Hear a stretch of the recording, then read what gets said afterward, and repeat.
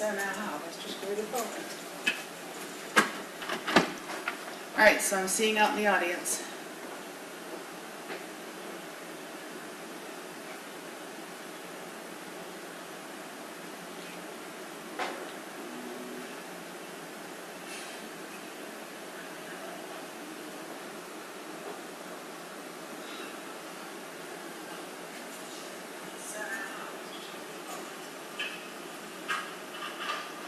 All right, so I'm seeing out in the audience.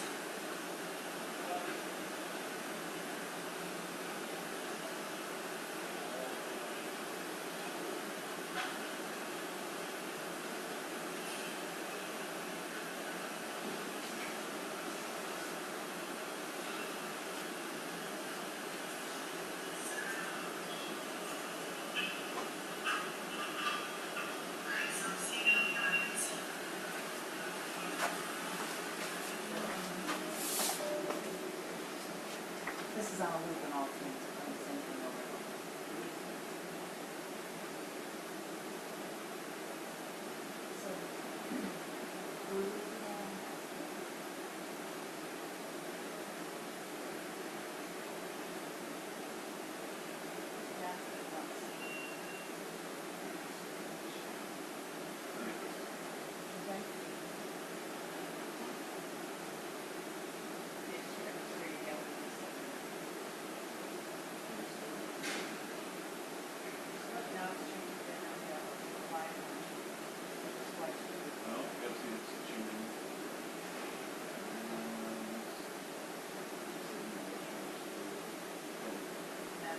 That's what I'll say. So now I gotta be sure. Yeah, go there, something to look past, start at least. I was gonna go out that way now. Probably not a good idea. Okay, thank you. Yep, now I gotta run out for my laptop, back in here, they work for 2 hours. So when it doesn't work, I can call you.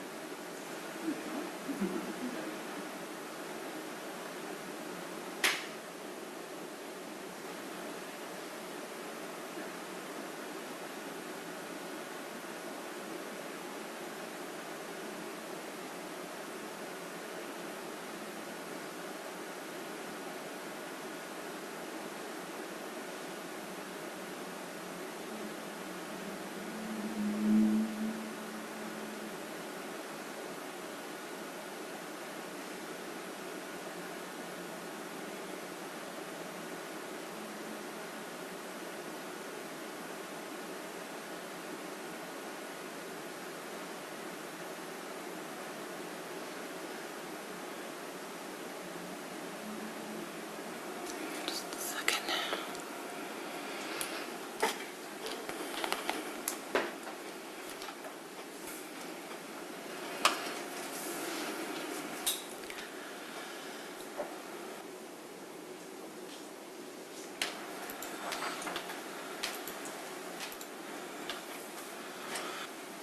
I'm just waiting for it to go live.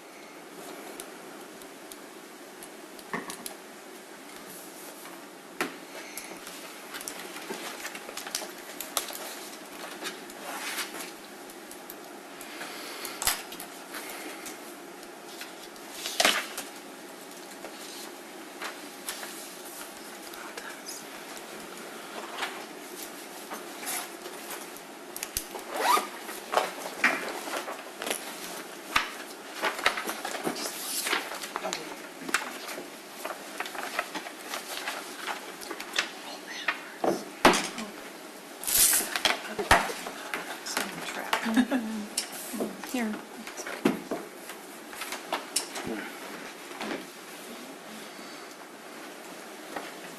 I don't know, I'm not seeing anything happening. Set up like it normally is. It's set up like it Yeah, normally is right there. we tested earlier, Yeah. it's fine. Let me use my iPhone. Yeah. Ian's got probably bigger Yeah. camera.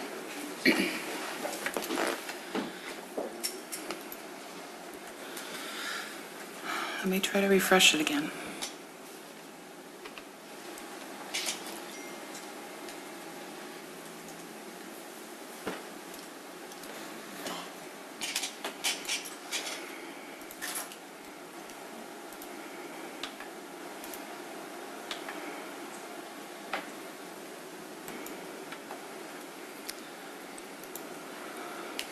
Does anybody else have internet access? Yeah. You do, okay. Yeah.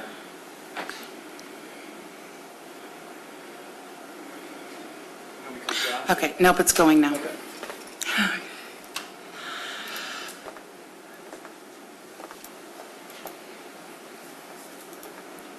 Oh, wait, I do, but it's Ian's phone, it says. I have guest, Ferndale Internet guest, for all. unemployed. Did you say unemployed? No, not the employee, just the guest. Okay. Nope, it's going now. Well, my email's not synced. Okay, we're ready. Take back too much of my bandwidth. I cut it off. Okay, I'd like to open the meeting of the Planning Commission of Wednesday, August 1st, 2018. We could have roll call. Gurick, Here? Azar, Here. Martin, Here. Brazen, Here. Williamson, Here. Farr, Baker, Cassia. Here. Okay.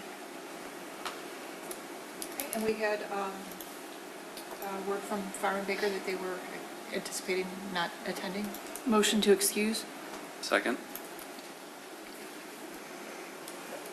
A motion by Brazen, second by Gurink. All in favor? Aye. Aye. Any opposed? Okay. Next item is approval of agenda. Move to accept the agenda as presented. Second. Okay, all in favor? Aye. Aye. Any opposed? All right, our third item is call to audience, and that would be for anyone to come up and speak about anything that's not on today's agenda. Anyone would like to approach other than our agenda item?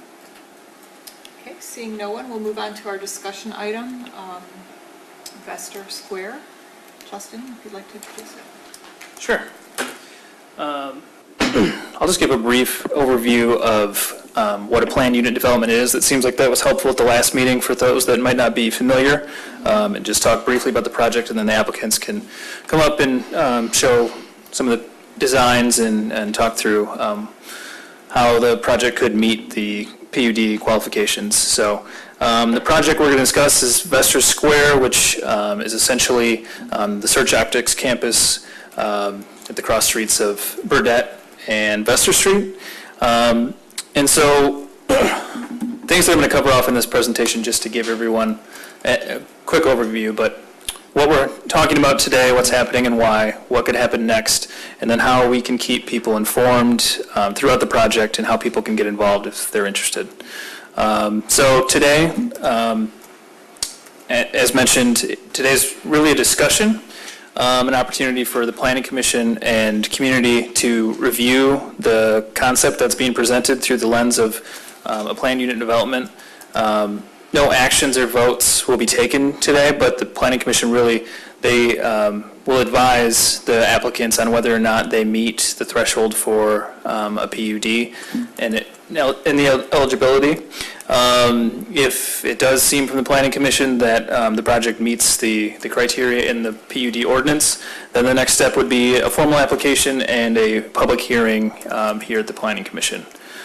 So a PUD is a planned unit development. Essentially, it is something that is allowed in the zoning ordinance, a mechanism that allows for projects that may not fit exactly into a specific box and list of criteria in the ordinance. So planned unit development is meant to allow for some flexibility from those zoning requirements in return for something that benefits the entire community. So to determine if a certain project could meet the PUD criteria, if it's right for that specific project or property. There's this list of benefits that's in the ordinance, and I'll just read through those quickly. Initially, the project needs to be planned and developed as a cohesive project, so there can be multiple phases to a PUD project. Sometimes that's helpful if it's a large site or if there's different environmental issues with a project or something along those lines. The project should also be compatible with overall goals of the city's master plan, so that can be something like the project we're going to talk about today that focuses on increasing office space and mixed use and deferring housing types in the city. It can also meet some of the other master plan goals related to transportation, affordable housing, things like that. Those are all items that the Planning Commission could review when looking at a PUD. And then the project must also result in a recognizable and substantial benefit to the city overall. So the list on the right is directly from the ordinance, and some certain benefits that could be that a project could meet. It can meet all of these projects, but it's not required to meet all of these criteria. So preservation of natural features, complementary mixture of uses, sustainable building and site design, open space greenways that link to other greenway corridors, transition between land uses nearby, provision of affordable housing, diversification of housing types, preservation of historical buildings and site features, improvements to the street system that mitigate some traffic impact, and public facility improvements that mitigate those development impacts, pedestrian and transit-oriented development, coordinated development when there's multiple parcels involved, and then removal or renovation of blighted buildings or cleanup of site contamination. So like I said, not every project the project doesn't need to meet all of those criteria, but does need to demonstrate a recognizable public benefit. So what could happen next after tonight? Like I said, tonight is the discussion where the Planning Commission reviews and gives feedback on if a project may be worthy of a PUD and to move forward. So the next step after that would be a formal application for a PUD would be submitted to staff, and we would go through the normal review of a site plan, but also a legally binding PUD agreement that essentially outlines exactly how a project will be phased, specific elements that are part of that public benefit and community benefit that are ironclad in an agreement that the Planning Commission would recommend and City Council would review. And that would all be at a public hearing here at the Planning Commission. After that, if a project were to get recommended to move forward, City Council would review that application, hold another public hearing. And then after that, you kind of go through the development steps and construction and phases that all align with that PUD agreement.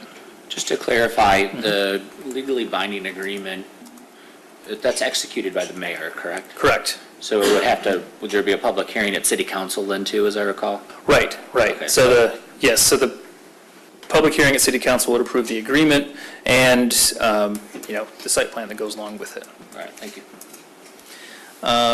So where do staff and the Planning Commission fit into this? We've had that question a few times. And so essentially, myself, Jordan, Aaron, the CED team, and other city staff that are involved are here to, research, review, and provide recommendations based on expertise that we have that aligns with the ordinance and master plan guidelines. So essentially, staff makes these recommendations to Planning Commission, whether a recommendation to add more trees or consider how traffic might impact these streets nearby, things like that, is where staff comes into play.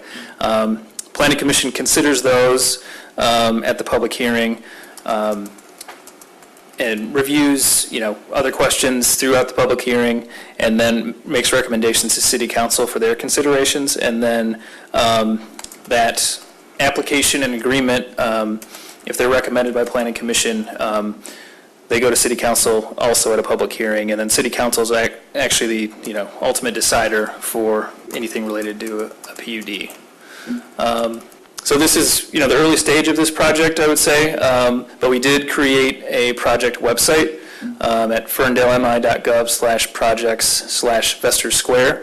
That's where we'll keep folks up to date on the project right now. There's a general description, some key documents and key ordinances that folks can review.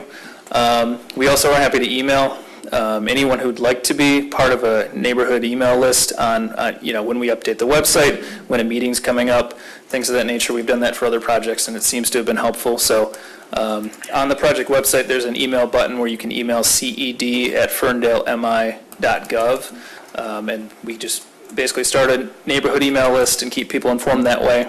And then once it comes to the public hearing stage, we do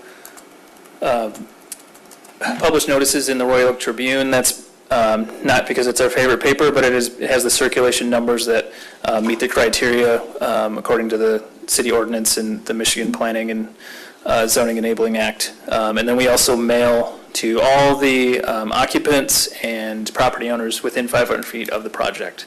I know this is just a discussion tonight, and we're not required to, but were there notifications that went out about tonight? There were not notifications about tonight, just publicly, just where we post things typically, on the website. I know, like I said, I know there wasn't a requirement. Sure. I'm just wondering if we had it.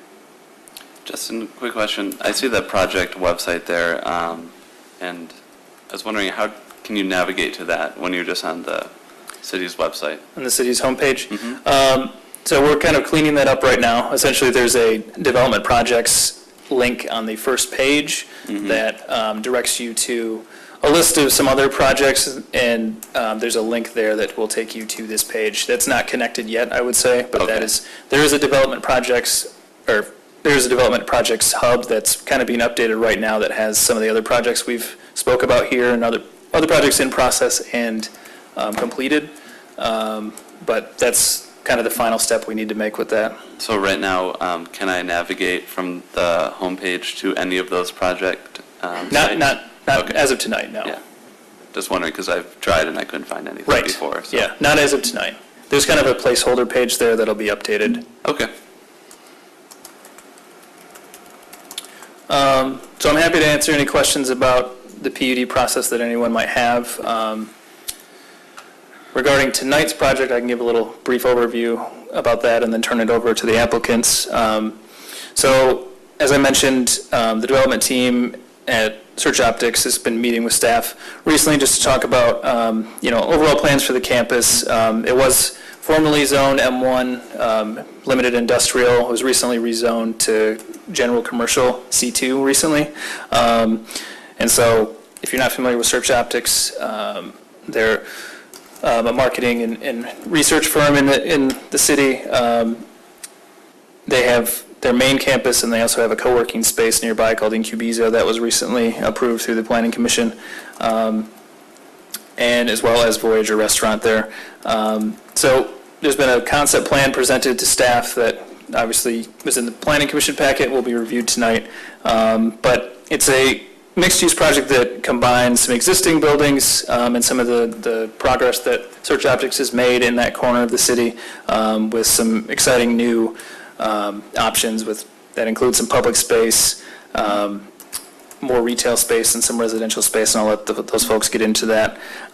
There's some public portions of the project that have been discussed internally, not brought to council, not talked about much further than that. So that's something that would probably be discussed more in the PUD agreement, but something that we think is exciting and interesting for the campus there. The project is Zone C2, as I mentioned, but also adjacent to some R2 single and two family residential, some R3 single and multiple family, and then C2 zone parcels that are to the south along West 9 Mile. So we've essentially talked about, how that open space could be, how that would be incorporated into the project, the existing parking and traffic circulation there. So as part of a PUD agreement, there'd be some deviations where the applicant would request, places where the project doesn't exactly align with the zoning ordinance, but that's part of this PUD process that we're going through. So, so staff and applicant are just presenting this initial preliminary PUD for discussion, hoping that the commission can provide some guidance if the applicant should move forward with a formal PUD process. So the applicant's here to kind of take you through the finer details. talk through some things that there may have been questions about in the packet. So I'll introduce Brad and Grant from 5/8 Architecture, and then Christian Fuller and Josh Champagne from Search Optics are also here to talk about the project.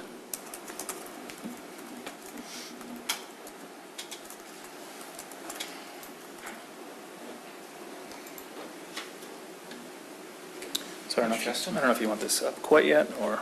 Well, I think maybe I'll do, and thanks for having us here tonight. Appreciate you guys coming. I didn't know we were the only ones on the agenda, so hopefully didn't ruin any plans for anybody. But maybe it'd be good to take a quick step back, give a little more color on how we got here, why we're talking about the project to begin with, and then we'll get into some of the specifics with Josh Champagne that's really heading up a lot of the details, working obviously very closely with the city. But we really want to, I guess, get out in front, create a very transparent model of what our thoughts are, and are asking for your feedback and the community's feedback and the residents near the project, so that we can hone in on the best use for this site. We came to Ferndale in 2010. Some of you may remember, as Search Optics, digital marketing agency, as Justin said, working primarily with OEMs. 2010 obviously was a little bit of a different time. The car business was wonky, to say the least, but it was a time when there was a big transition from traditional medias to digital medias. So we experienced a very rapid growth, and quickly started realizing that Ferndale was a great place to grow our business.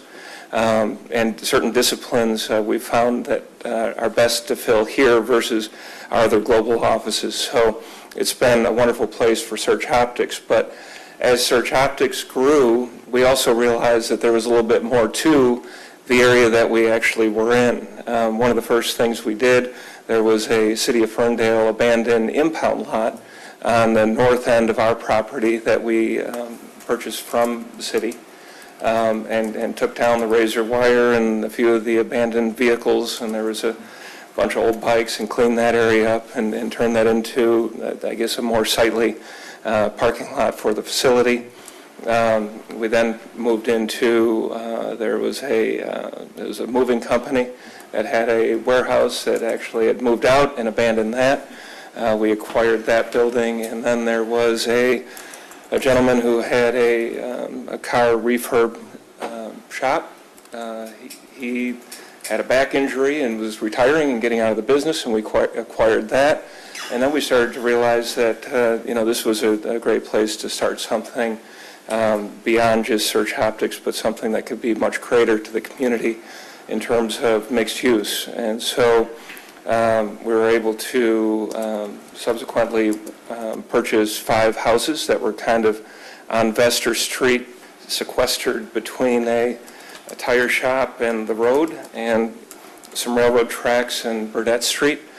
And we purchased those, and we started to really get the vision coming together. Again, trying to put a lot of time into what is the City of Ferndale, what's the feel we're trying to go after.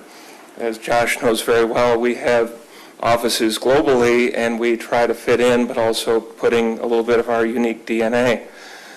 We have a gal that has provided a lot of impact and feedback on different textures and different colors and things that we want to bring to the area. She's done Nissan Worldwide Headquarters and things like that are very large-scale architectural gems. But she recognizes this area. 5/8 has done an incredible job. Grant actually lives on Vester Street, so he definitely knows the area and what it means to Vester to be able to have something like this. So about 2 years ago, we did a deal with Voyager. That restaurant, I think, epitomizes what can become in terms of the types of restaurants or other mixed uses. It was just named one of the top 10 new restaurants by Food and Wine magazine nationally. I mean, it's pretty heavy accolades, exciting to see. And we've got a lot of other interests from some very qualified folks to come in and do things as well. But before we got into further development and working again very closely with Justin and Jordan, we thought it would be a good idea to get this in front of the commission, have the dialogue, get your thoughts, and then move towards, as perfect a solution as we can do, versus develop everything and then come back and try to force maybe some square pegs and round holes. So 5/8, like I said, is drawn up quite a bit as far as concepts, but they are a bit fluid, and we do ask for your feedback and welcome it as well as the community. So with that, I guess we'll get into the packet unless anyone has any questions.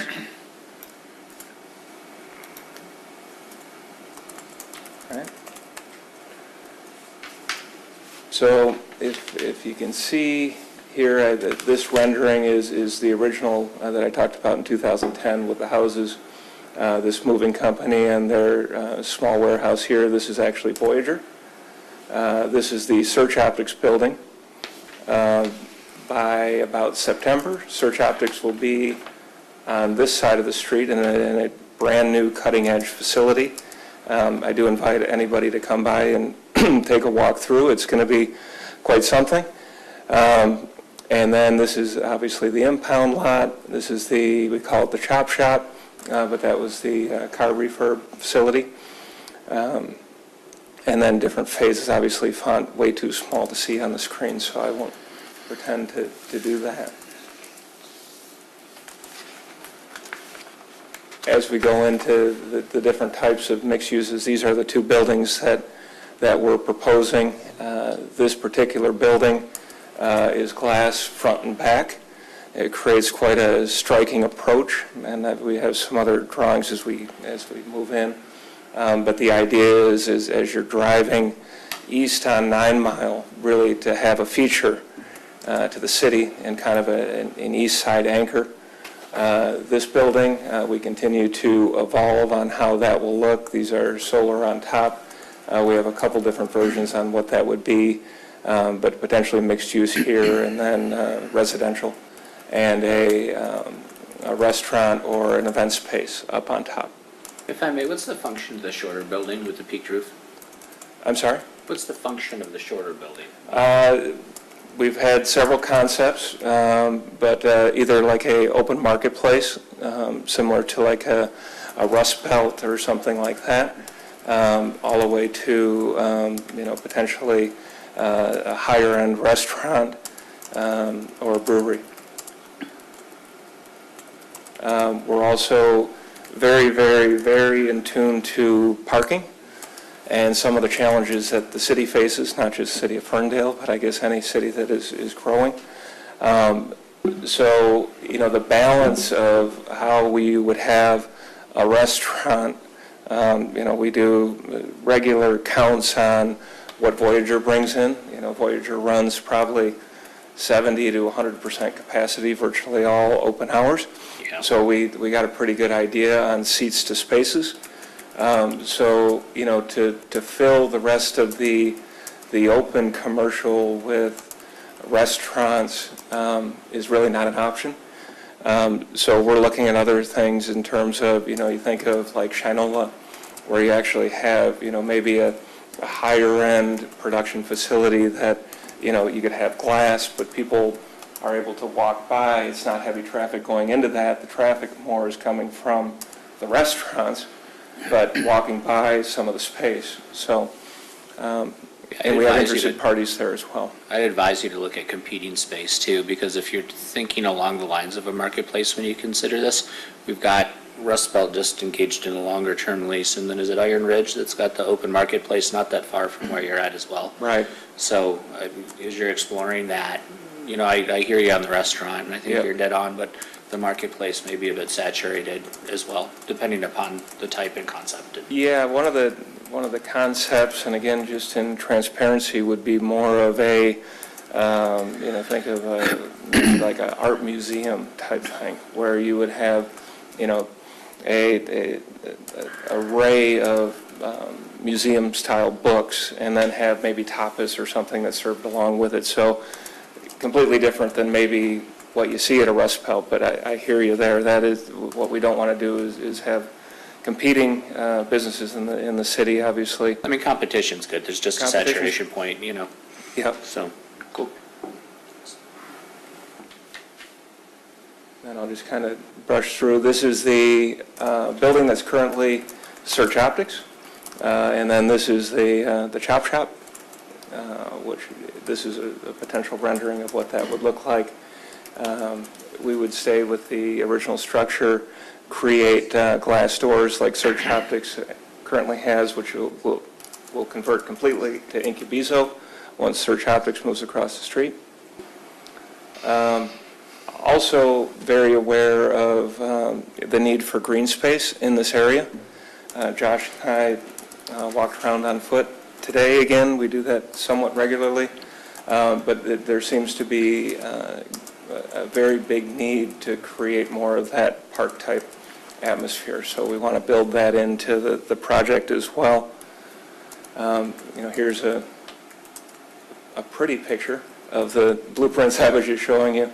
And I don't know, Grant, if you want to say a few words about kind of your concepts and how this goes. This will be the new Search Optics building. This is that glass building, again, creating a see-through environment, very open, airy, park-like environment here, and potentially another park area back here where you could have speakers or community events.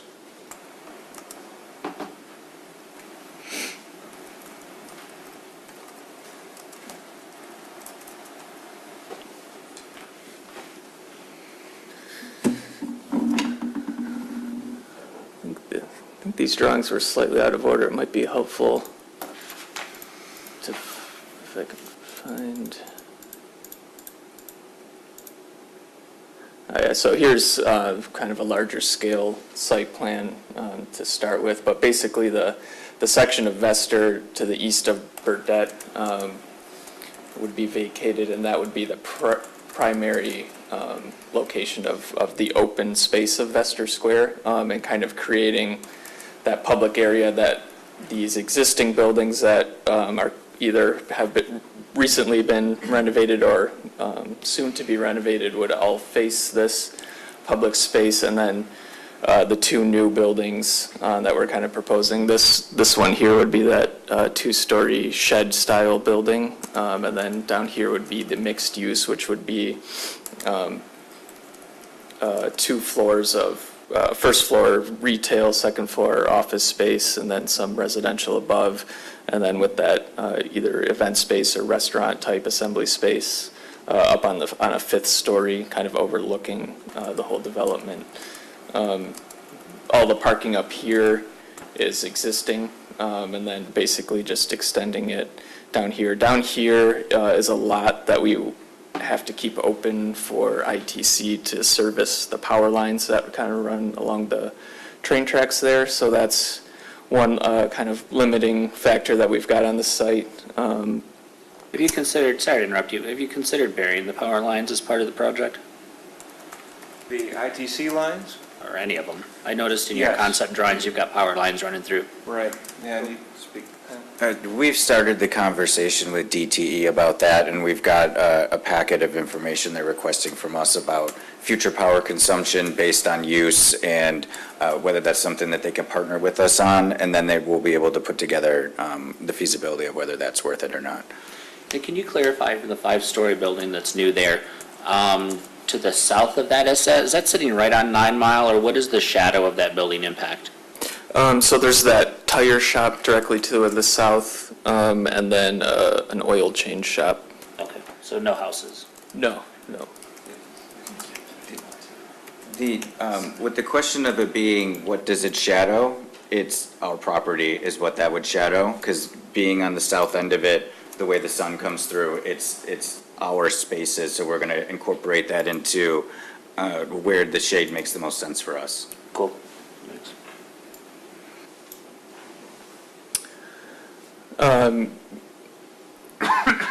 Yeah, so from, now that we've looked at this, now I think it'd probably be helpful to go back to the renderings, so. Oh, and then this, that park sketch, that would be this section of Burdette just north of Rosewood Street. So the current entrance to the Search Optics parking lot is kind of in line with Rosewood.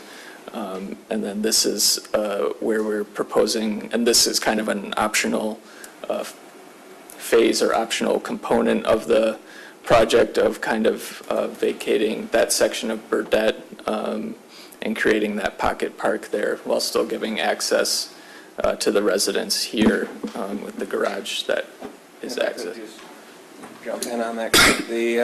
One of the ideas was some of the feedback we heard when we were going through the Vester Street vacation conversations was, the flow of traffic through the neighborhoods. So we really want to make sure that we're directing that back out to 9 Mile. Currently on that section of Burdette, there is tree and brush overgrowth and a nice collection of old Budweiser cans. So it's an area that needs attention regardless. And, again, the thought of this local community, this particular neighborhood having green space to go to was very appealing to us. And we thought it would be another great way to mitigate and handle traffic flow. But as we start getting into more of the details and the engineering pieces of the project, we're really studying traffic flow and parking. So what is your, and I can wait and shut up till the end if you'd rather me No. quit interrupting you. So what is your vision for the traffic flow here at a high level? I know you have to engineer all that, but do you want them to come in and out of Burdette? Do you think they're coming down farther west on Vester and into the property that way? The vision that we have now would be to go Burdette to 9 Mile direct. Or in from 9 Mile to Burdette, not, 9 Mile to Burdette, yeah, and then in there, yeah. thanks. And I guess a dream scenario, which we looked at and because of the oil change shop there, but you'd also have potentially another entrance right here, which would be right along the railroad tracks. Mm-hmm. But currently don't know about how that would work.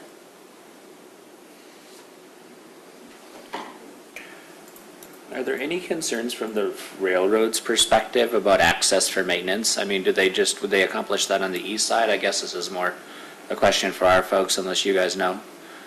The amount of access will actually stay the same as far as streets that access over there. They will actually end up having better access in the future than they do now. The portion that's at the end where we're working through the best functionality for other parties for the maintenance side is on ITC for the power transmission lines that run along the back.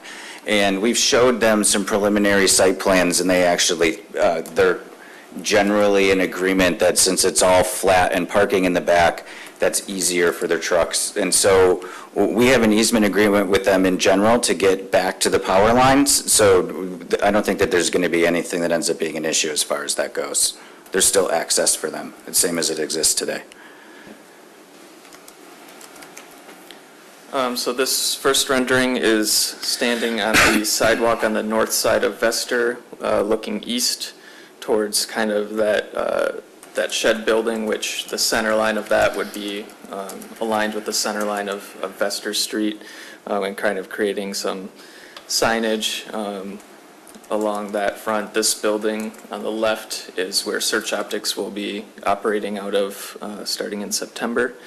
And then at the very right, you can just see the end of Voyager, and then the new mixed-use building, which would probably be, the first two stories would probably be masonry construction with aluminum storefronts for the retail, and then stick-built above that. But a lot of the materials, we want to embrace the fact that there's existing buildings there, but also start tying the campus together with some of the,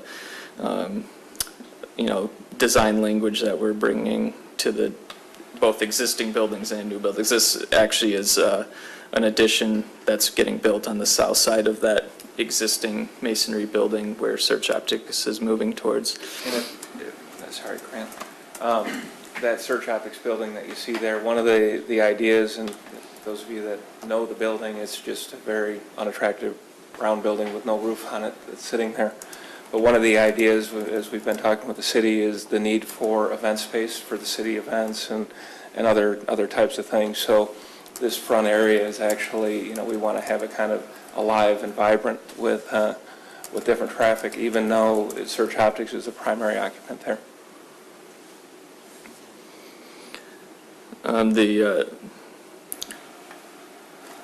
The construction of that shed building would be like a very simple, it's called like a Butler building. You can get these prefabricated steel trusses that go up very quickly, but then kind of taking that simple frame and creating a dynamic space, carving out portions of the roof to create outdoor balconies on the second floor and things like that, and then having north-facing balconies in the residential units of the mixed-use building that kind of are overlooking the square, and then you might catch a glimpse in a later rendering. Here's kind of standing Investor Square looking towards the shed building. Larger trees and plantings on the south side to provide some shade for the people in Investor Square.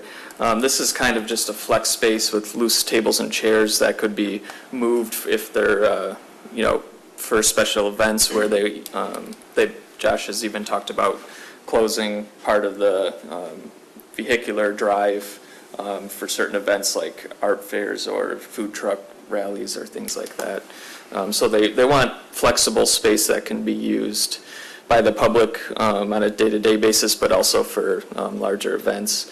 Or off to the left, you can see that existing building that would get a facelift, and that would potentially be a restaurant or brewery, and that with an outdoor seating area that you can see there. That would be fenced off separately from Vestor Square, as it would be more of a private space.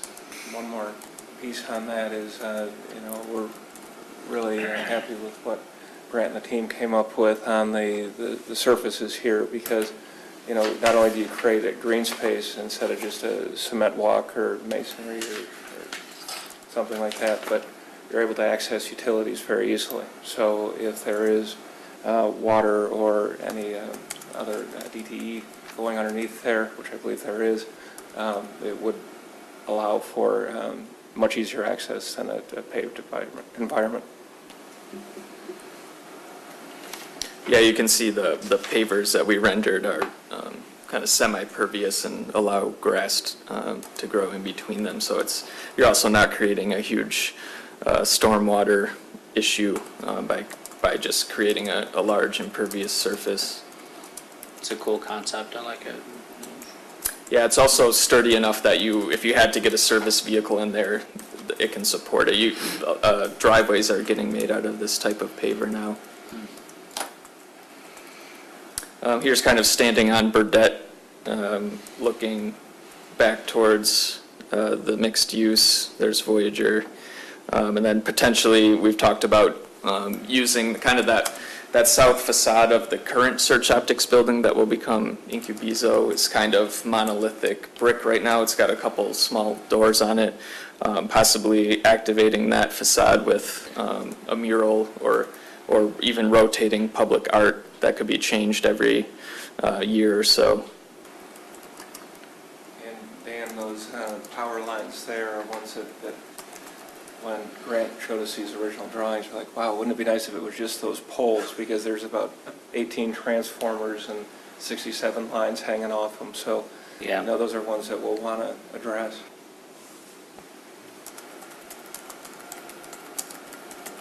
Here's a view standing in Investor Square looking at that south facade that I was just talking about. And then there's a space in between the current buildings that would kind of become, have some kind of shading structure above it to create that nice outdoor patio that would also spill to the south into Square a little bit, but still have that separation. So your renderings don't have any trash cans. I'm assuming that would be included in the, yeah. In the formal proposal, yes. Yeah, okay. And then a view kind of focusing on that 5-story building. You can kind of see it here.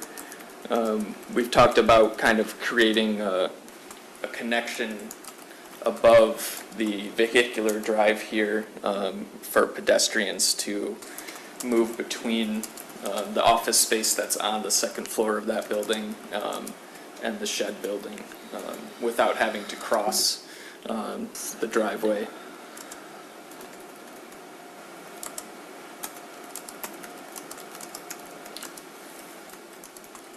Yeah, I don't know if you have anything to add.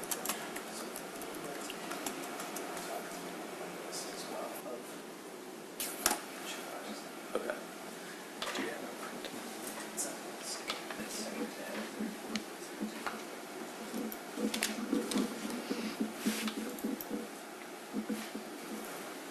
Okay, and then just looking kind of at the PUD checklist that we put together, some anticipated uses. Obviously, these are still subject to change, but there's certain, they've already been advertising the chop shop building and have gotten a lot of people looking, so they kind of have an idea of what types of businesses would be looking to move into the area. So gallery and event spaces, restaurants, like a brewery type space, retail and office. And then we're looking at doing 15 residential units, which most of them are right around 900 square feet. I think the largest is just over 1,000. Are you looking to rent those or sell them, or? That's under discussion right now. We're trying to look at every different type of angle to ensure success of the project, but I think the initial feel is they would be for sale. You'd score big points if you made them affordable. I'm just throwing it out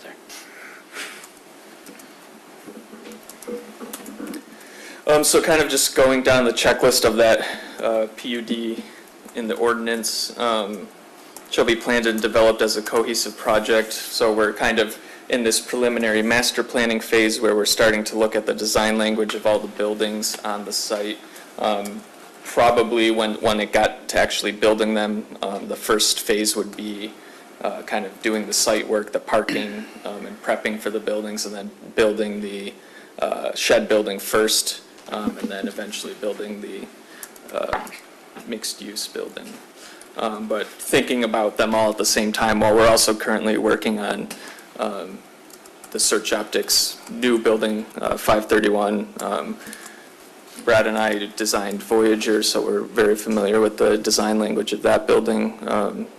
So we're kind of looking at creating a common theme for the development, but also something that doesn't feel like every building looks exactly the same.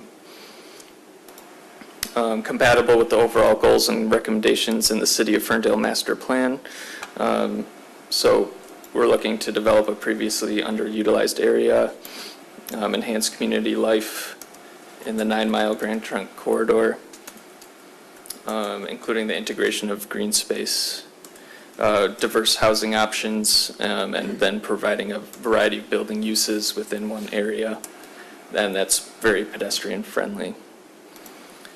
And then here's benefits to the city. So we showed all of the lists and then addressed the ones that we think this project addresses. So a mix of use, obviously, some sustainable strategies that we would look into, photovoltaic panels on the roof for power, potentially a rainwater retention system, using semi-pervious parking and paving surfaces like we were talking about, passive shading strategies on the shed and mixed-use structure, and then naturally ventilating parking. For the residences above the mixed use, we're talking about doing parking kind of underneath the first floor retail for the 15. We need one spot per unit, so getting 15 spots underneath and then ventilating that naturally. I'm curious, have you done any market studies to determine the feasibility of retail in that location? Because you're a block or so off the beaten path, as it were. It's a bit of a destination. Yeah. For sure. We actually, we're working with Plant Moran on doing a lot of that type of stuff. You know, what is the best fit in there? You know, as we talked about, you know, with the for lease sign on the chop shop, we've gotten a very good swath of businesses.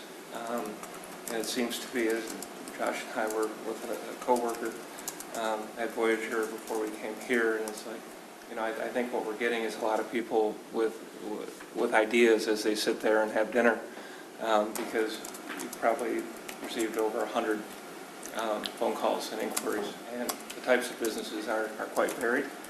And the way we're approaching it is, you know, kind of look at them and vet them, but you know, also do they fit in with the campus type feel? You know, what we don't want to be, and this is no disrespect to Taco Bell and Subway, but you know, we're not bringing that type of business. It would be a local business with the look and feel of Ferndale.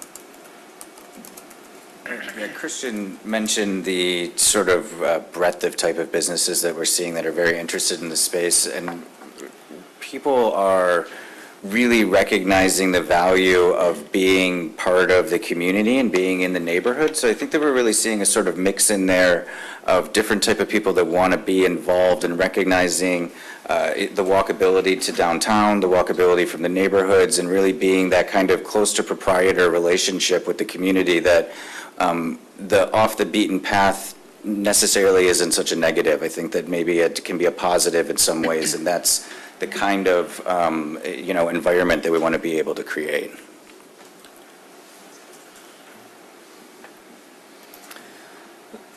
Open greenways, so the Pocket Park, obviously Vester Square, and there's also another area kind of north of the shed and east of the chop shop that would be additional open public space.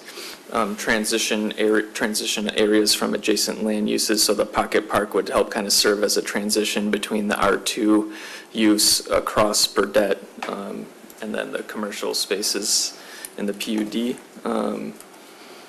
And then a green belt of plantings along the eastern perimeter, so kind of along the railroad. And then obviously the public square. You mentioned affordable housing. That's not kind of the route that we were looking at with these units. Part of the thinking there was the building that's getting built on 9 Mile between, is it Paxton and Leland? I think there's a lot of affordable units there, and we thought that this, with only having 15, it didn't meet the minimum requirement. Right.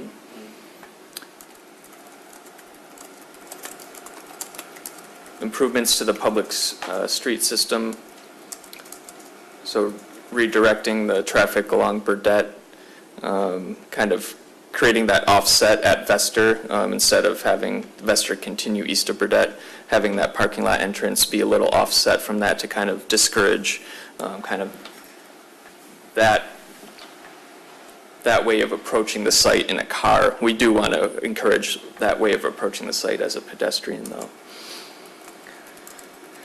And then pedestrian and transit-oriented development. You know, there's going to be a lot of sidewalks surrounding this area and within and throughout the area. Covered outdoor spaces. We'll provide plenty of bike parking. The elevated walkway that I mentioned that allows pedestrian circulation without having to worry about the cars. And then the art installations on the exterior, from the mural on the south facade of Search Optics to potential sculptures, and then kind of that front monumental signage kind of right at where Vester would now dead end. a coordinated development of multiple assembled small parcels, so we're actually combining like 12 parcels into this one PUD. And then removal or renovation of blighted buildings, so the 5 houses on the south side of Vester that were demoed, and then 4 existing unoccupied structures that have been renovated to kind of activate the space. These just kind of give some of the sizes of the green spaces: 4,000 square feet for the Pocket Park, 5,500 for Vester Square, and 3,000 for that other space I mentioned to the north of the shed. So we're at roughly about 12.8% green space, but that doesn't really include also all the pedestrian pathways. So the amount of open space compared to building is much higher than that.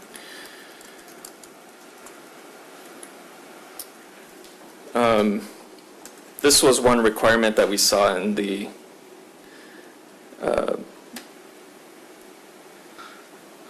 ordinance, Justin, that maybe you could talk to about. It was about the 3-to-1 ratio of the green space. The Vester Square is actually more like a square, so it doesn't really comply with that 3-to-1 ratio, but we thought that was more trying to prevent like a very long, narrow space that's not really usable. We felt Vester Square is very usable. So that could be a potential mitigation to Yeah. request. Yeah. That's what that requested exemption is, to create a square space as opposed to one by 3. Yeah, the Pocket Park does really comply with that 3-to-1 ratio, but Vester Square, the dimensions are more 1-to-1.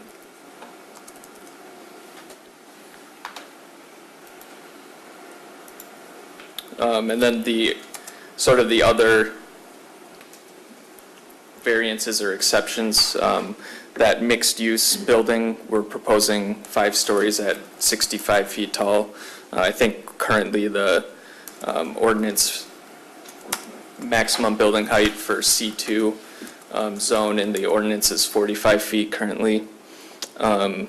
We chose 65 feet because it was the height of the development that's going in at Troy Street. Is that right, Justin? The parking deck? This is a little shorter. Okay. And then the parking, we don't know exactly, before we know exactly what mix of tenants are coming in, we don't know exactly how much parking is required per the ordinance, but we think will be, based on how many we've drawn in the preliminary plan, we think will be about roughly 70% of what the required per the ordinance is. So it's really the parking and the height of the mixed-use building that would require variances. Have you thought about alternative parking strategies, since you're only going to be at 70%? I mean, what are your other options? Because that quickly backs up into the neighborhood.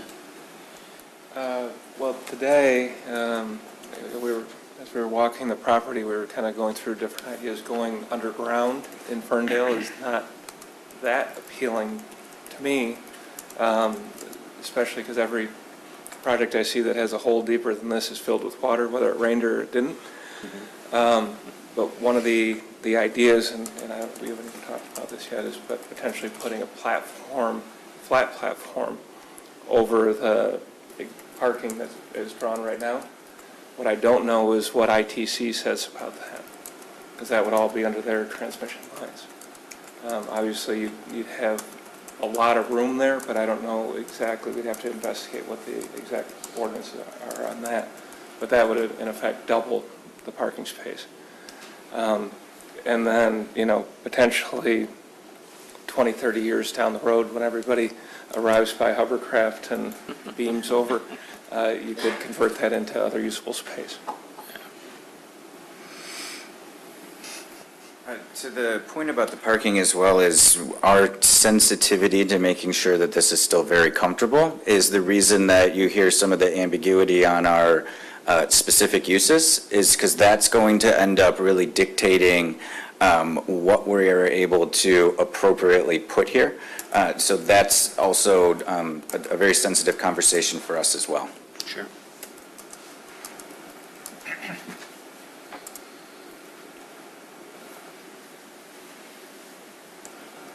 have any other questions or? I have a question for you. The Voyager is noted on one of the drawings as not part of the PUD. How is that seen in the planning process of having that within it and the parking there and the approach, but not part of the PUD? It would just have to be, it wouldn't be really part of the PUD, but there would have to be some sort of, I guess, a shared parking agreement between Search Optics and Search Optics, since they own all of the site. But it would have to be, it would be part of the calculation, so it would be, whatever the deviation is would have to include the calculation for Voyager, but it would be still under its own separate approval and separate just project in general. And just to clarify, that parking number, that's taking into account all the existing buildings as well, just not the two new buildings. Sure.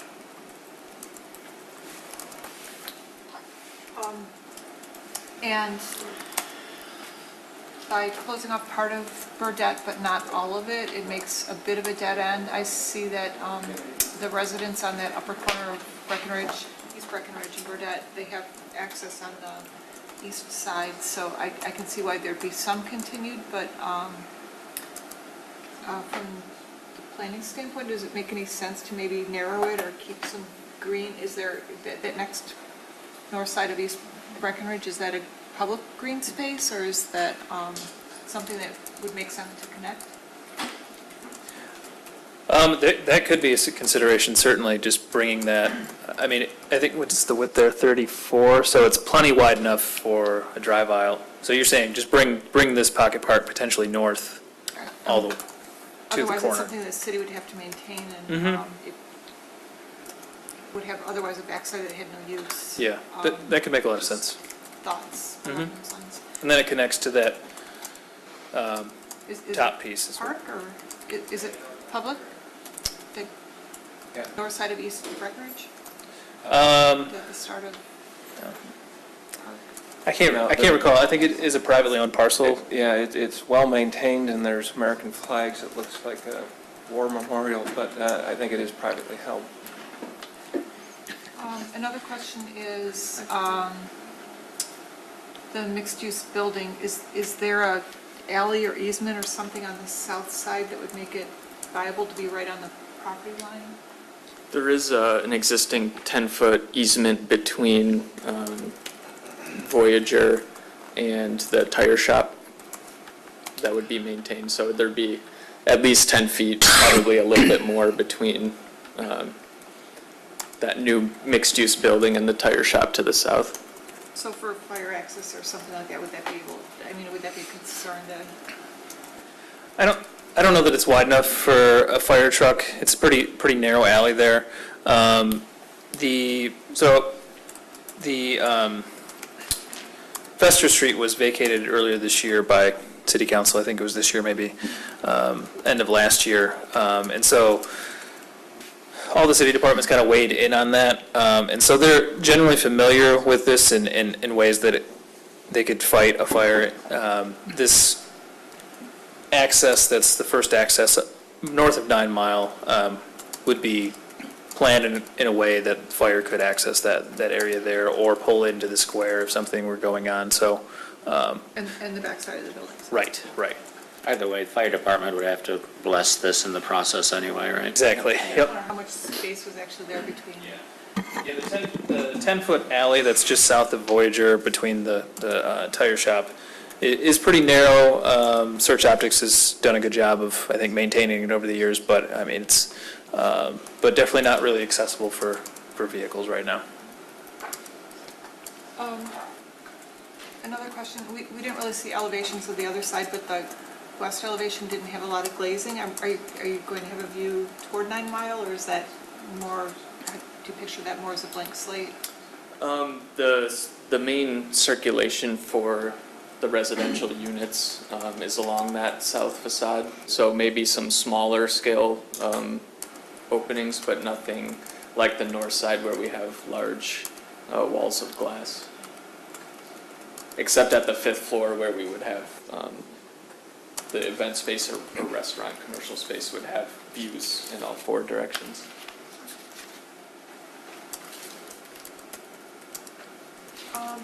The signage, sort of whatever draws people in. I don't know if that's very typical or if it's even necessary if you've got this really nice campus, so I'd like a little more review of something like that.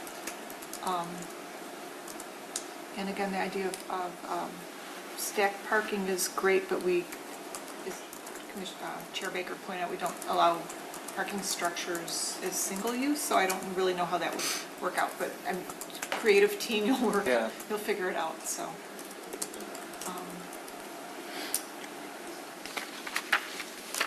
I think that's all the questions I have. I mean, there's more details to get into once it moves on. Yeah, in regards to the signage, one of the things in Search Optics and it being a global company, we're very in tune to brand integrity. Even though Vester Square is more or less a working title right now, we've already started preliminary discussions on signage that carries through to all the businesses. So it won't be, one business has a big neon sign, another one has like a Holiday Inn type sign, everything will have the same design language and feel, with very much a campus type feel versus, just a bunch of eclectic businesses with signs slapped on the side. Madam Chair, can we have further comments, not questions? Sure.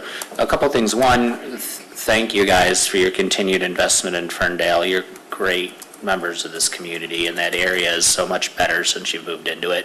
I wish you could do something about the wait times at Voyager, but otherwise, you're great members of the community, and I'm really thrilled with your continued investment. I think this is a project worthy of continuing forward with and certainly qualifies for a PUD in my mind. But I would, the two pain points that I think will be of further focus both here and at council will be parking. You heard that today. And the 65 feet gives me a little bit of heartburn. The West Troy project is a little higher, but that didn't come without some pain in discussion. So I would expect the same robust discussion to occur around that. I'm not saying it'll never happen. I think that's something we're going to focus on probably. Okay. But this is great. Thank you. I have a question about your circulation down at the corner here by where the oil change place is. You mentioned earlier that you'd love to have another entryway into the parking lot there. Have you had any discussions with the oil change place about whether that's a possibility and what that might take? We have, as trying to be good neighbors so that people know what's going on, we have had some discussions with one of the oil change places over there, and they're highly receptive to having a lot more traffic available for their business. So those discussions are something that, if that becomes something of importance to a level that we really need to continue those discussions, we absolutely will. They're open to discussing some of that as long as the logistics of it makes sense to do so. With the proposal to block off Burdette for the pocket park, which I think is great, I also see that if things are busy coming up Burdette from 9 Mile, you're going to be routing a lot of traffic from Paxton straight down Rosewood into your parking area and then straight down Vester, but probably primarily to Rosewood because that empties right out into your parking lot. And if there's going to be more restaurant use or pub use or anything like that on this campus, I think that Rosewood is going to see significantly more traffic unless there is another entryway into the parking space from 9 Mile. So if you have a direct entry from 9 Mile and then also that entry off of Burdette from 9 Mile, and the traffic can be encouraged strongly to come in off of 9 Mile, or at the very least take Burdette up into the entryway there, it's probably going to cause less concern for the residents and less disruption for them. Other than that, though, I think your proposal looks well thought out. We've seen a lot of PUD proposals lately, and hands down, in my mind, this is the best we've seen. I think the effort is great so far. Thank you. I guess we're going down the line. Sure. Yeah, I agree. I think it's pretty exciting to see the creativity and the thought that has gone into the space, and it's a unique spot. So it does take a lot of thinking to get something that makes sense there. I was wondering, just generally speaking, those aspects, we touched on a little bit, but like, what are the items that push this more towards a PUD than any other kind of consideration? What couldn't you do that you can do with a PUD? Like, what couldn't you do with the underlying zoning? I think because of we knew that it would be tight to get all the parking on site, and then the want for the additional height on the mixed use, and the fact that, this is technically right now, it's several parcels that we're kind of all have the same owner, so rather than thinking about them from that aspect, with setbacks and stuff, kind of thinking of it as one continuous site. And honestly, the Vester Square public space was always part of the plan. That wasn't something that we added because we were going the PUD route. And since a lot of the PUD requirements are about the added benefit to the public, and the open green space and things, we thought, well, just by the nature of the project, we're already hitting a lot of those check marks. And so we thought, because of the benefits that we're adding, maybe, with the two shortcomings we have with the potential shortage of parking and the additional height that we're requesting, that maybe they would help offset each other. Okay, that clarifies a little bit for me, because I know it is a little bit more cumbersome on a property owner when you go PUD route, when a vast majority of what is occurring on the plan here is something that could get worked into a C2. So I think that makes sense to kind of look at it as a whole and kind of combine that. So I appreciate that feedback. Some general comments I have, just a little bit more clarity on some of the square footage and acreage, what's included and what's not. I know there's some conflicting numbers, whether it's square feet of open space and some of those calculations, and what really is included and what's not. That'd be helpful moving forward. I appreciate the pocket park on Burdette. I do have some pause with that. It does reduce one level of redundancy as far as traffic and transportation.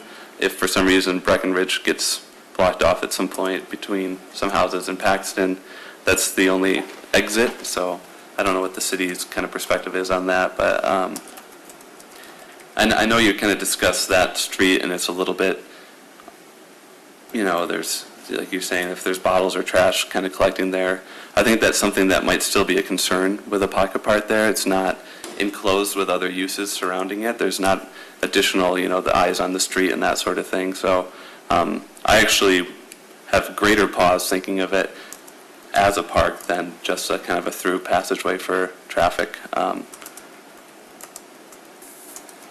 So that's just one thought on that.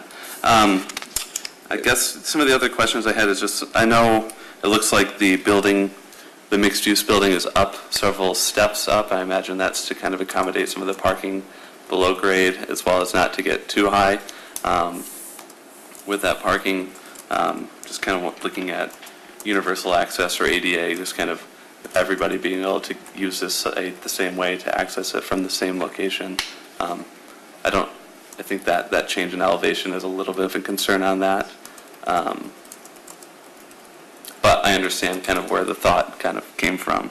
Yeah, I think we would have a ramp.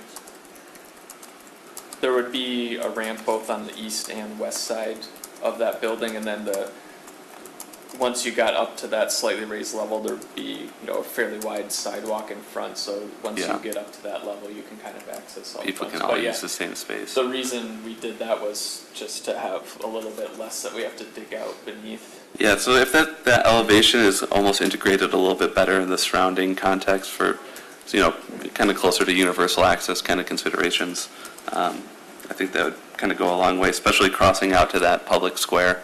And then the other question I kind of had was, with those parking spaces between Voyager and that access, the south access, either here as 90-degree pull-in parking spots. I don't know if it makes sense or not to go more towards parallel or angled parking, but something that, since this is going to be functioning kind of like a streetscape, it's not just like a drive aisle, kind of integrating that to have more of that feel might make it be a little bit less of a strip mall kind of feel between those buildings, and a little bit more integrated within the site. Yeah, I guess those are some of the comments and questions I had. Going forward, there might be a couple other ones I had, but I can pass on now. Sure. If I could just have one thing on that pocket park, because we're certainly wide open to ideas. We were kind of brainstorming how do we manage this traffic flow, but lived in California for a lot of years, and there's similar type things that have those removable posts. Mm-hmm. So you could create something that, in a situation that is blocked, you could pull them up and create traffic through there, and then put pavers or something down in the park so it could be driven over. Right. There's ways you could get through that flow, but still restrict it when you don't want people going through the neighborhood, because Breckenridge, it feels like it's about as wide as this podium. Yeah. I drove through there with a trailer one time, and I thought I was going to get everybody's mirrors. So, we want to try to avoid people going through there. But yeah, I guess the rest of it, the kind of questions I had were some of those existing versus, new uses and what's being included and not. So some of those calculations and considerations, just having that very clear, Yep. would go a long way. Okay, so I would like to commend you guys because I do think this is a very interesting master plan, as everyone else has mentioned already. I think it is one of the more exciting PUD opportunities that we've seen as of lately. I think there's a real sense of placemaking in this master plan, which to me is kind of a key tenet of this whole process. You've created this hub for people in the area. I myself live in northeast Ferndale, so I'm very close to this area, and I think it's very cool. So it's a cool place for people to gather, and another added piece to the city that I think we could use. I definitely appreciate the mix of uses that you've created on this site, but I'm wondering if it's a better fit for the mixed-use building to be some maker space on the first floor as opposed to retail, or all office space above, as it's kind of a more commercial retail-esque site. And I'm wondering if residential makes sense in that area. I know it's going on parcels where there used to be homes, so maybe it does make sense, but just as another opportunity for something else. Especially if the Butler building kind of became a food hall or a restaurant, as you were kind of mentioning, which seems kind of like a large building, especially if it's 2 levels. I can't really imagine how that's being used right now, but I'm excited to see what you guys come up with. The height of the mixed-use building is not really an issue to me, as this building is pretty well buffered from single-family homes, and it's on the north side of your neighbors, so you're not dealing with that shadow as you mentioned earlier. Although the parking is kind of a scary thing for me, I would hate to see the PUD process as a means to reduce the amount of parking that we would actually need for these sites by a drastic amount. And I would agree with Commissioner Gearing about the pocket park in the middle of the street. I'm not really understanding why it's there, other than to just increase the open space requirements for the site. I would be worried about closing off Breckenridge altogether, and I don't know if you would really, I don't know that you really need to calm traffic in that area that much to close down that street. And then I guess a couple questions for staff. One is, I'm wondering if we know what the origin of that 1-to-3 ratio for open spaces, why that's included in the ordinance, and if it is something that we should consider making an exception for.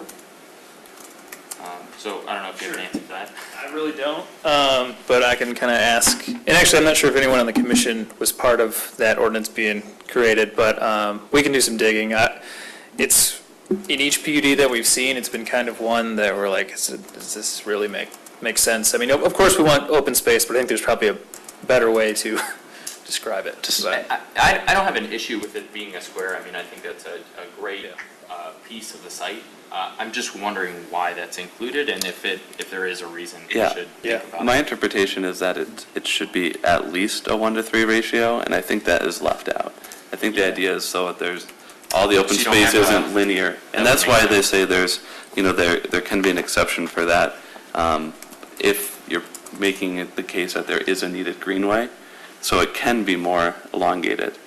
I think it's just an error in drafting that probably should have been written a different way. That's my interpretation. Wouldn't be the only time that's I think the spirit of it is to prevent just a very, 3 foot wide by 100 foot long Yep. unusable space, or it also says the word contiguous, so I also just someone saying, oh, this little 10-foot square spot and that one, when you add them all up, I get my required percentage, but is this space actually usable? Sure. So, I mean, as long as we are kind of on the same page as to why we're making that exception, I think it's a fine exception to make. And then one other question for staff, which would be, if this PUD, obviously we're not voting on this tonight, if this were approved and approved by council, would the new buildings come back for site plan approval in the future, or is that part of this PUD? We would try to make it as part of this PUD and do that all at once. I think it would just depend on if there were a lot more questions about the design or the potential uses, but C2 does cover off on quite a few of possible ordinances, so I don't think there's like a use exception that they're seeking here, but I think the goal would be to wrap it up all at once. If there were a special land use or something that came later, then that would definitely have to come back, but I don't really see that being an issue, but Okay. yeah. Well, So it could be a phasing, tied into the phasing of the PUD agreement. I suppose I don't have an issue with that, but I think we probably need to see a little bit more of the new buildings before I would feel comfortable just including that part and parcel. Agreed, yeah. Justin, just while you're still up there, the zoning map still shows this as M1, so is clarity, did the rezoning go through? Is that? Did go through, it's Okay. in the next phase. There was honestly so many PUDs coming through that I waited because those would need to be updated on the map too, but Yeah. yeah. Even But it's- even the web map? Right. Okay, Yep, just making sure, because Yeah. I looked at a couple different spots just to make sure. yep. And then the other question I just had for you as well is, I know in here it's talking about the percent commercial, 10%. I think that's supposed to be for when the underlying zoning is residential. Is that a That was correct my- interpretation? Yes, that So was that's mine. not really concerned about going over 10% of the square footage? Right. for Yeah, commercial. we were, before the meeting, we were reviewing that, and I looked at that and realized, oh, that's not really relevant. Just wanted to make sure you didn't think you were beholden to that Yeah. aspect of it as well. When I first saw it, and then I looked a little bit further.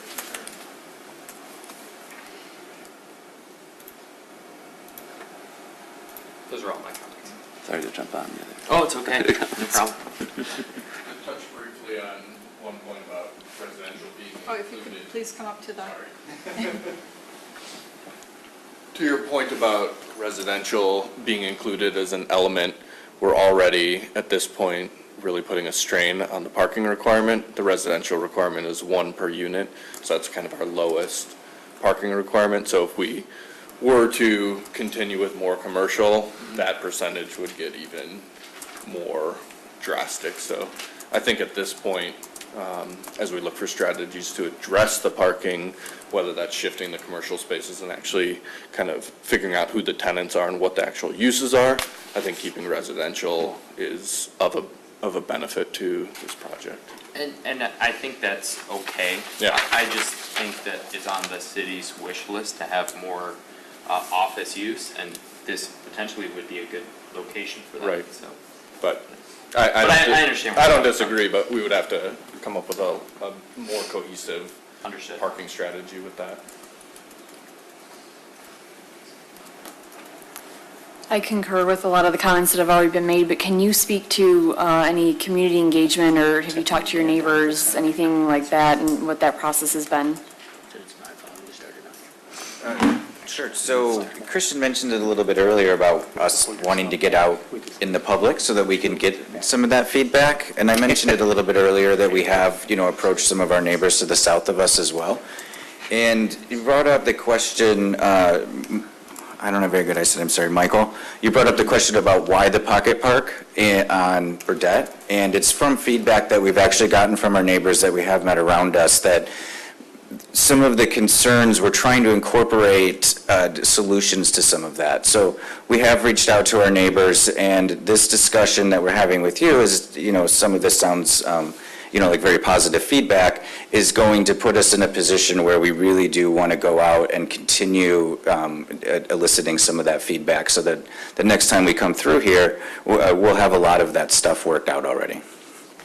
Yeah, based on some of our past projects, the more your neighbors know about it, the better the process is. So, thank you.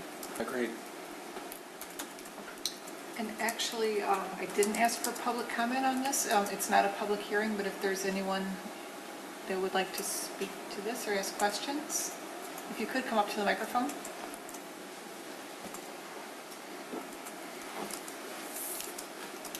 Thanks, because I was really hoping I'd have a chance. I don't know how many of these I'll make it to. My name's John Skoke. Actually was a former resident on Vester with my brother about 18 years ago. I live on 572 West Breckenridge, and a very proud resident of the city. There's sometimes when I see PUDs, I'm also a partner in an architecture firm, so very familiar with this process, and unfortunately beholden sometimes to developers that are really driven by spreadsheets and feel like they can just come through and steamroll and demand whatever they want in a PUD process and kind of write their own future, to the detriment of the community they're touching in some cases. And I feel sometimes that also impacts the quality of space. So sometimes when we're measuring projects and what certain owners are bringing to the table, most of the times they're just trying to max the space out. They're trying to max the unit count, max the ratios that they can squeeze out of their residents to an uncomfortable level. And they don't put a value on open space. I think that is a differentiator here, and I hope that, if I don't get to come to more of these meetings and talk about other PUDs, that this group has a little bit of a pause to understand. And I think you're already recognizing that this is a little different. And a good example of what a PUD can do when it's utilizing existing context, existing buildings, valuing open space, and maybe giving the benefit of the doubt to someone who's already done some work and some good in the city instead of someone who's really just looking at a bottom line. It's usually pretty easy for someone like me to figure out what that person's agenda is pretty quickly. I've been a little unimpressed with the quality of building and design that's been coming to the city of late in these larger density residential developments. I'm currently watching the one going on up across the street from Western Market, and in our world, that is one of the cheapest ways to build a building. It is one of the lowest upfront cost ways to erect a building that is going to need immediate maintenance and repair in the next 5 to 10 years. It might not be visible initially, but I work in and out of all those subtleties, and it's kind of unfortunate, so I feel like I might want to come a little bit more just to see what's going on. Thanks for letting me have that little spiel. I do have a little, some comments. Voyager's staying, right? And then what is the exact perimeter of the PUD? Does it encompass the building across Burdette as well? Okay. I believe so, based on the plan here. The park being extended to East Breckenridge, I think, or some type of green alley activated function, I think is actually a benefit to the traffic. I think the more that the traffic can become normalized to people, the better it'll be. Maybe there's an opportunity for on-street parking on Burdette, at least on one side of it, that could keep people from trying to figure something out on the side streets. A lot of these side streets don't necessarily line up heading west to Woodward, and I think that's going to be a mental barrier for people to want to navigate normally. I think the normalcy is going to be 9 Mile to Burdette. And I think a lot of people are going to orient themselves now to the open space. That's going to become a landmark identifier, and they're going to want to gravitate towards there. They're going to want their Uber pick-up and drop-off at that point. And to not be on 9 Mile, I think, is a benefit. Is there any plan for future development of the tire warehouse or oil change spot? Maybe that's to staff. Has there been any rumblings of that as a developed parcel in the near future? Sorry, what was the first part of that? The tire warehouse and the oil change spot, is there any future plan for that? Not at the moment, and it's sort of a permitted use there, so. Okay. Nothing. The unit mix sounds really interesting. I think that's going to go with potentially some parking strategies and sharing concepts for parking to make sense. Maybe, I mean, creative co-oping office, could that blend in as a day use and then the night use balances it so there's not an overbuild of parking, which I think is on the decline. For instance, in Detroit and in other neighboring communities, 0.75 spaces per residential unit is becoming more common, and we're starting to see national data that's trending even lower than that. It depends on the type of housing you're providing, but I would advocate that the housing here should be driven by the market. It should actually be something that helps this area of Ferndale's residential market get a little bit of a boost in value. I think that could see a little bit better change into the neighborhood. Rather than quote-unquote affordable, I think that can be taken out of context. I think there's plenty of affordable units in the neighborhoods and what's being proposed that I think I'd be curious what market rate is here, honestly. As a single-family homeowner, I think I know, and then every month it changes, but I'd be curious what maybe even a for-sale, small, there's only 19 units, boutique residential offering could be. And then finally, anything related to preservation of structures, no matter how mundane they might be, has value. I think it wasn't quite highlighted in the write-up on the PUD, but that is an element that you can build on. You don't have to clear a site and build zero lot line, max density to satisfy a developer. This is something that I think could be modeled very well and be used as an example of what we might want to see more of here in the city. I would like to see more of this as a resident. So, thanks. Thank you, very, very nice comments. Are you aware there's an opening on the planning commission? No,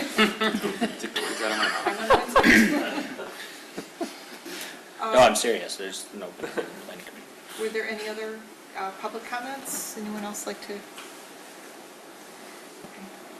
To go to that first question, the boundary of the PUD, maybe just you could outline that one more time. Do you have, What is and is not in it? it's on the map here, right? You know which one it is, Chad? Yeah, I mean, I think it goes to the question, you had about clarifying which things are included, and, for us, everything has to be talked about as comprehensively for 531 Vester, 1938 Burdette, 621 Vester, 600 Vester. Those are the existing that are out there now, and we're talking about adding more, and I don't know what their addresses will be, maybe you can help me with that in the future. But it's important for us to think about it all together. So the boundaries will be conversationally, it's everything that we're in control of and making sure that it all works really well together. Does that answer it correctly, even though not formally in your request to draw that out in the PUD application? And I think the parking implications really make it all one. NQB's parking, or the future home of search traffic's parking is all, part of the existing footprint. Yeah, I definitely wasn't trying to say to leave parts out. I was just kind of reading through here where it says existing restaurants not counted as part of development plan, and other parts where pieces were kind of pulled in or out. Just wanted to make sure that we were being more inclusive of all of the properties. Sure, so conversation on our side, 100%, that's exactly what we're doing, so, yeah.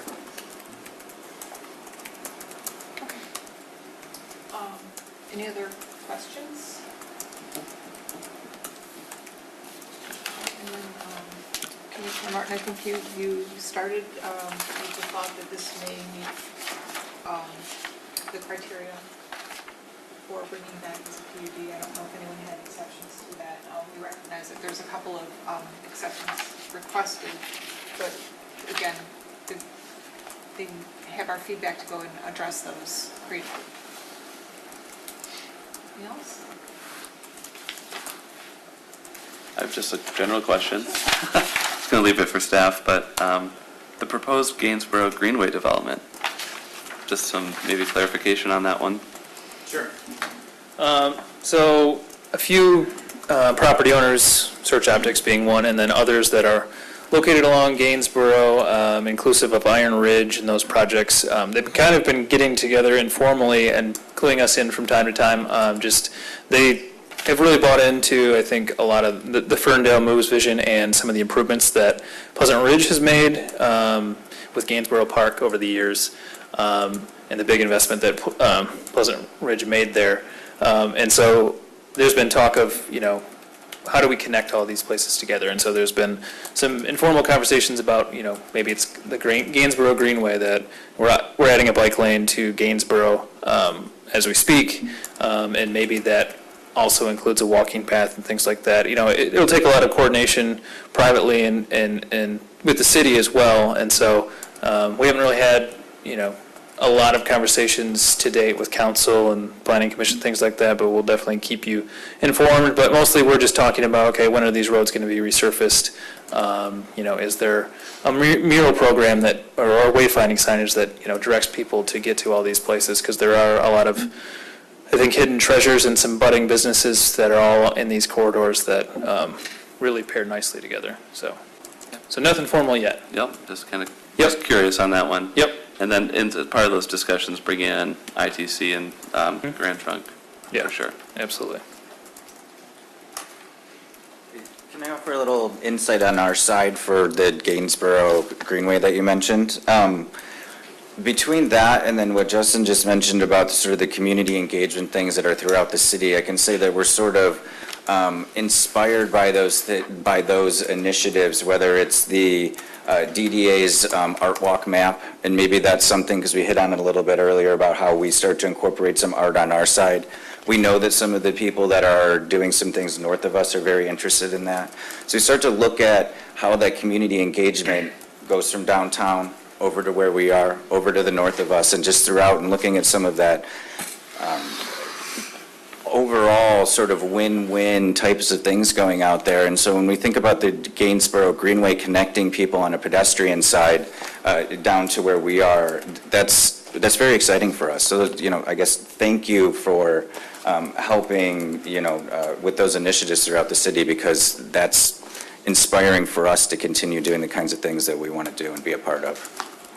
I may, through the chair, just to expand the conversation, I know there's several residents and the Arts Commission is looking into, they love the art walk, but a poetry walk as well, which is not something I'd seen before, but some cities have done. So just as far as when you're brainstorming or we're brainstorming about what to do with that kind of space.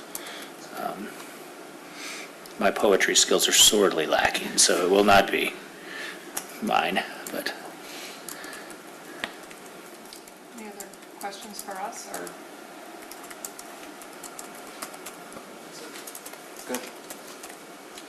Thank you very much. It's Thank very you. exciting to see this. I almost, I see it as a campus, and when I first saw it, I thought, okay, it needs a district name, it's kind of like, it's great, very exciting. Thank you.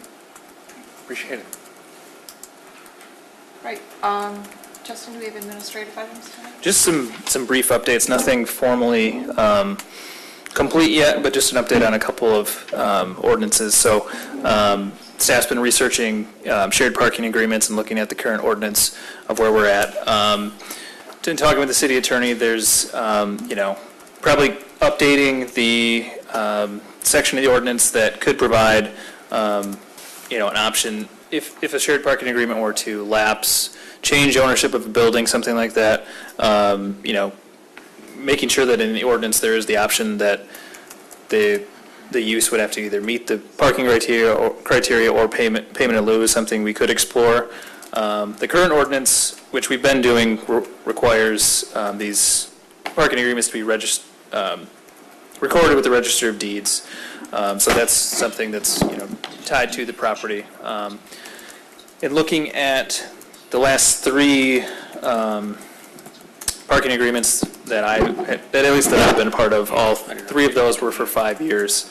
And looking at some communities like Royal Oak, their ordinance is pretty similar to ours. Actually, in looking around, I would say that there's not a lot of communities like us that are considering shared parking, so that's good, but we can certainly improve. Birmingham, their existing ordinance does require that if an agreement's terminated or the use is changed, that the applicant must find a way to meet those requirements. And then Grand Rapids, their terms in the ordinance for an agreement are for not less than 5 years. So those are some of the things we're exploring. I've even seen in Grand Rapids they have a coefficient where it does allow, it's a whole chart with ratios that basically allows you to consider what types of use are there and what, where you can play with mixed use parking, where there's, differentiating peak hours during the day for that parking. So I don't know if we'll go that far, but I think it's something that we'll share with you all and see what your thoughts are on that. And there's some other things I think in the parking ordinance that could be addressed, as a resident mentioned earlier. We're also working on the multiple family ordinance update. In looking at that ordinance, there's also, I think, some similar deficiencies in the single family attached ordinance as well, which is in the same section, or just below in the same portion of the ordinance. So kind of what we're looking at, I'm going to present to you, I think probably the first meeting in September, is a variety of building types that actually, much like many form-based codes do, shows an actual visual and the parameters that go with it. And hopefully we'll encourage some of the developers that are proposing multiple family to provide something maybe a little different and provide more options that maybe they just haven't thought of before. So if anybody has any other feedback on that ordinance, I think I know the general direction from the previous conversation a couple of months ago, but if there's any other feedback that people have seen of other ordinances, I'm happy to look at those. And then just wanted to pull up the future land use map for a moment. I've had a conversation with a couple of residents who they are located just east of Woodward, along the alley that kind of runs all the way from, I think, Suburban up to essentially the WAB. And so the future land use map right now, and one of the recommendations in the master plan was to essentially, consider getting rid of the P1 parking ordinance. I don't know that could be a blanket. That's probably something that needs more study for the entire corridor, but there are some pockets, I think, that are along Wordsworth and East Marshall where some residents have came to me and said, I'm in an R2 zone parcel, and then between me and the alley is a P1 zone parcel that's just a vacant lot or something that they would like to turn into R2. This future land use map, which is a little tough to see here, I apologize for that. The yellow doesn't really show up on the screen very well, but some of those adjacent parcels or all of those adjacent parcels in the future land use map are traditional residential parcels. So some of those residents that have these opportunities to potentially, build a new single-family home, or if it's a misshaped lot, they're interested in, just adding accessory structure or something along those lines in rezoning. I told both of those residents I would come and, get the planning commission's feeling. They may be different rezoning applications you'd want to see separately, but I did want to at least start the conversation about that. Also, I think out there still is the conversations with Suburban, which, staff directed them to have a community meeting and discuss, their plans that I don't think were received very well here for good reason, to expand it in the neighborhood. And I think the planning commission's direction at that point was have a community meeting to talk about this with your neighbors, because you clearly haven't talked to any of them. And, right now, the master plan calls for those sites to be traditional residential, not necessarily parking. So there's kind of a lot of factors at play, so that's why I'm thinking we probably would not do a blanket rezoning of those parcels, but, wanted to see how you wanted to approach that. We could bring these two residential proposals separately and have them do the rezoning application on their own, or could do it from a staff-directed level. So this just came up in the past 2 days, so there's not, a ton. Obviously, I didn't include this in the packet, but I wanted to at least discuss it with you all.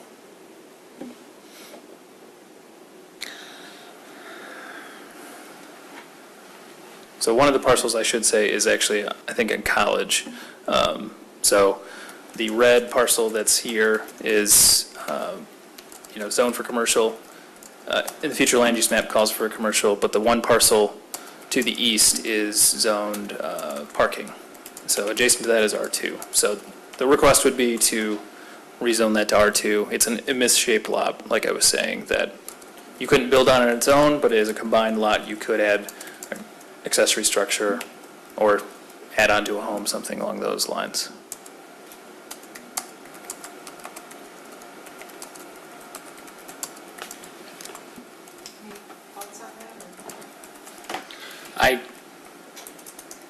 I would just look for staff to bring a recommendation to us, to be honest with you. Okay. We can do that. I know the master plan basically called out for reevaluating that whole district, and I think that's probably a larger process, but. Yeah, I would agree. Okay. I'm just a little confused. Are you asking if it makes sense to go from the P1 to R2? Is that what you're? Mm-hmm. Okay. And that's more or less what's indicated by the future land use map? Future land use map, yes. Yep. I think it makes sense to not have the P1. Definitely. I want to, support that. Yeah. The process moving forward. Okay. Into something else there. So I'll provide, probably the next meeting, I'll provide more detail on those specific requests, but I had two all recently, so I thought at least bring the initial idea forward, so. I guess the only other update is, I kind of alluded to it earlier, we're working on the development projects page that will essentially house all the big PUD projects, the projects that would trigger the advanced notice policy. We're putting the finishing touches on that, but basically there will be a page that has sort of a tile with each of those projects and the basic, here's what phase this project is in, and here's the next phase, and here's the key documents. And so the Vester Square example I talked about earlier, I'm not sure if anybody was able to look at that before the meeting, but that's kind of been our template, and we've been using that for the Pinecrest Holdings PUD as well, and the church project that is kind of on hold, so.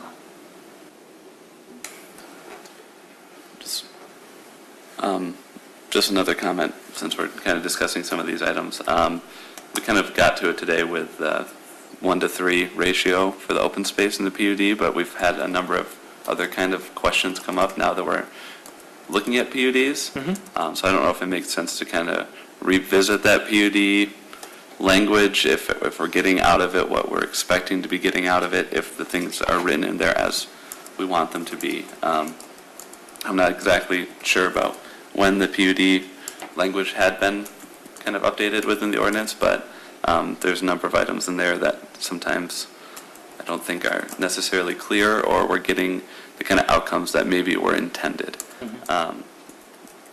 We've just some of those kind of confusions about when you have underlying zoning and what different uses you can have on there and what that really means. Are we really trying to say that, an R2 has to have 80% of detached single family? Is that really what the intent is of the PUD, or is it more towards some of the proposals that have come forward? So for me personally, I think some tightening up of that language within there makes sense to me, but I don't want to kind of dominate that conversation or perspective. I would agree with that. I'd like to see just an analysis of that ordinance to make sure it says what we want it to say. I think we would agree. So, if there's we've kind of taken notes, I think, through the last few PUD conversations, but if there's certain things, that item is certainly on our list, so, but if there's certain other ones that you're thinking of that you're going through, definitely send them directly to me, and we'll make sure that's part of the next conversation too. But appreciate that. If we're trying to be a little bit more flexible and creative with it, we feel pretty restricted by how some of that language is in there, so. Sounds good. That's all I had. Anything else? If I may, through the chair, I shudder to even broach this, but I've been approached by several residents about amending the chicken ordinance. Does that come through planning, or where does that go? I think that's in regulatory. I'll double check. So it goes right to council? Yes. All right, I'll talk to you about it offline then, but 6 years of chickens, apparently we may need to adjust the ordinance. Bada boom. There's no end to the jokes on that. That was my first action as a council person. I called it Cluck the Chickens. Anyway, thank you. There's nothing else. We'll adjourn the meeting at 8:24.